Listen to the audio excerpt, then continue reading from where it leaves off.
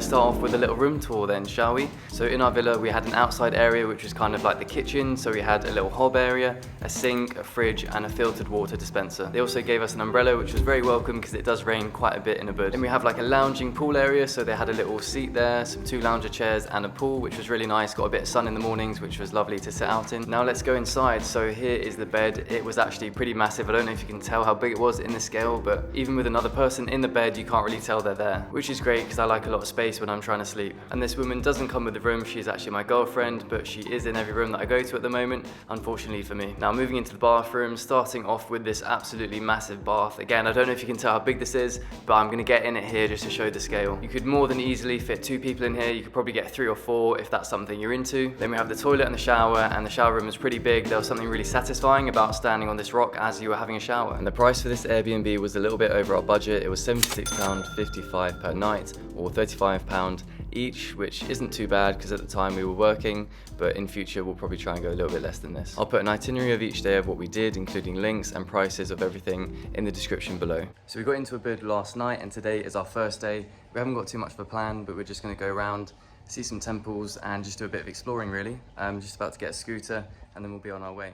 So we started the day off at the Ubud market because it had some decent reviews and it was close to where we're staying, so we wanted to check it out. And to be honest, we probably shouldn't have. It wasn't the best market. There wasn't much going on, and each market was kind of just selling the same thing, so there wasn't too much variety. We didn't end up getting anything. After walking up and down the Ubud market for about 10 minutes, we worked up a real hunger, so we went to the nearest Warung and got some lunch. And the next stop was the Ubud Palace, as again it was pretty close to everything that we were doing. And what did you think of it, Ollie? So first stop of the Ubud market and the Ubud Palace, isn't much going on, so we're going to move on to some more temples. Thanks for that insight, Ollie. So we moved on to the next thing, which we saw some really good reviews for, which was the Saraswati temple, if I'm pronouncing that right, which is also known as the Ubud Water Palace and is dedicated to the goddess Saraswati. But again, I don't know if we went on the wrong day or something, but it looked nothing like any of the photos I'd seen where they had lush lotus leaves all over the place, and when we were there was pretty much about 10 lotus leaves. It looked a bit sad. It might just have been the wrong time of year, so if you go, it might potentially look a lot better like these photos. But having said that, the temple itself is very pretty,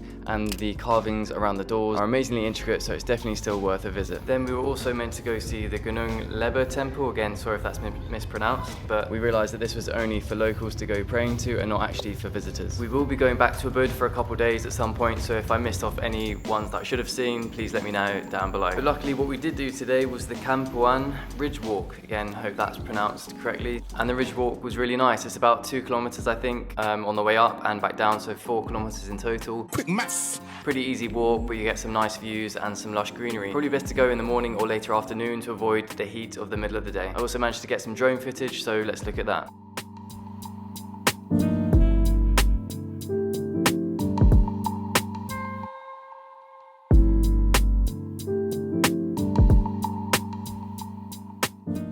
At the top of the ridge walk, you see these steps, and we thought we'd just carry on walking up and see what there was. And halfway up, we saw this guy ploughing his land with like an old motorized tool. Quite cool to watch, and I don't know how he didn't kill any of those birds. We kept walking up for about 10 minutes, and then we found this secluded pond seating area, which was a cafe, and we stopped off for a drink. It was really quiet and peaceful. We stayed there for about 30-40 minutes, and then we went back home. So we just got back, and we're having a little bit of a rest, dropping the bags off. And then we're going to go out and get some drinks and have some dinner. So we didn't have much of a plan of where to go, so we kind of walked around and found this rooftop bar which looked pretty good, but we got some mango daiquiris and they were pretty shocking. It was kind of like a mango just blended up with rum, so we got out there pretty quickly and headed over to dinner. And for dinner we went to a Warung that was rated quite highly in the area, and it was really nice. It was a bit of a weird walkthrough. We didn't really know where to go. You kind of walk through a few homestays and things like that, but eventually we walked down to the restaurant and it was really cute and the food was great. Of course, we got a couple bintang, and for the food we got some sweet corn fritters, an Indonesian style chicken curry, and some chicken satay with peanut sauce. So if you're in Ubud, definitely check out some Warungs. They have a lot of them in the area and the food's great and it's all really well priced. Then for some reason I kind of fancied something sweet at the end of the evening, so I got myself a cornetto at the local mini mart, and that was the end of day 1. So today is day 2 in Ubud, and we're going to hit up the Elephant Cave, I think it's called, and we're going to hit up some waterfalls. And we chose all of these to look at today because they're all quite close together. Here you can see on the map, we start off with the Goa Gajah, which is the elephant cave, and then we go on to the waterfalls. There are so many waterfalls that you can go and see in Ubud, but we ended up choosing these 3 because they were highly rated, they looked cool, and they were really close together. So we started off at the Elephant Cave, and just to give you a heads up, when we drove in on our scooter, we had about 5 women try and rush over to us and tell us to park where they were and to buy a sarong off them. They were quite pushy, they really wanted us to buy a sarong, but you don't have to. When you purchase your ticket to go in, they give you a sarong, so don't buy it off them. And the ticket's roughly 50k each, I think, and with that ticket you purchase, you get one of the sarongs, and here they are putting the sarong on us. Then you just walk down a couple minutes and there you have the Elephant Cave. And the Elephant Cave is pretty cool from the outside, and I believe this is a Hindu temple. And when we walked in, there was actually someone doing a prayer, so I wasn't filming that. The inside's pretty small, but it's very interesting to look at. I believe these were shrines with offerings to the Hindu gods, so that was really interesting to see. There's also a Buddhist temple if you walk further down, and this massive tree with a huge root line, which was pretty cool. Then for the first stop on the waterfall tour, we went to Kanto Lampo waterfall. And for this waterfall, it's roughly 10,000 rupiah per person, and for a locker I think it was around 5,000 as well. And this waterfall was fairly busy. There were quite a lot of people when we got there, but it's a really nice one to take photos.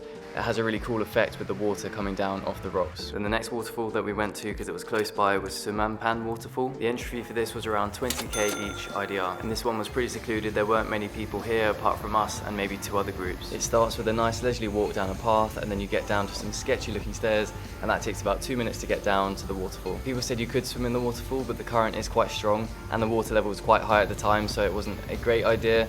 But we were just doing a quick stop off, so we didn't need to get in to swim. And what's pretty cool when you get down there is you'll notice all of these rocks are engraved with faces and sculptures. And what was happening was the owners, their father-in-law, they had nothing to do during COVID, so what he was doing was coming down every day and engraving and marking the stones, which turned out to look pretty cool. And by this point it was around 3 o'clock and we hadn't eaten all day, so we stopped off by the waterfall, got some drinks and had some food with this amazing view of the rice fields. Food wasn't amazing, but it was pretty cheap and it did the job. And then we went on to the next waterfall. And the last waterfall of the day was Tegenungan waterfall, and this was 20k each for entry. And this was by far the busiest waterfall of the day. It was also pretty big, and they had like a pool beach bar in there, which I didn't realise was there, and that looked really cool as well. If we'd known that this was here, we'd have probably come a little bit earlier and maybe got food here and some drinks, because they were playing some banging tunes. And once you get down there, after walking down all of the steps, it's definitely a challenge walking back up. There's loads of steps. You get to cross over to the waterfall using these sort of sketchy bamboo ladders. And if you want to, you can swim in the waterfall. Again, we didn't have too much time. It was just more of a stopover to see the waterfalls, and then we were heading back over. And there was actually a really nice sunset as we were driving home. And we also saw this cute puppy that was only a month old. We just come back in from our day out. It was actually a really fun day. It was really nice getting the bike and actually driving it a bit of a distance. And yeah, it was just quite fun really, sort of driving through the rice fields. There's something quite relaxing, quite calming about it. So yeah, we're just gonna chill for a bit, have a shower, and then we're gonna go get some food. Then for dinner, we went to a Chinese restaurant, which we saw online. It was quite highly rated. But the food, it was okay, but it was very expensive compared to other places that we had been to. So probably not worth the money, and I'd rather stick to the Warungs. And that is the end of day 1 and 2 in Ubud. I'll see you in the next one, where we're trying out jewelry making and a cooking class.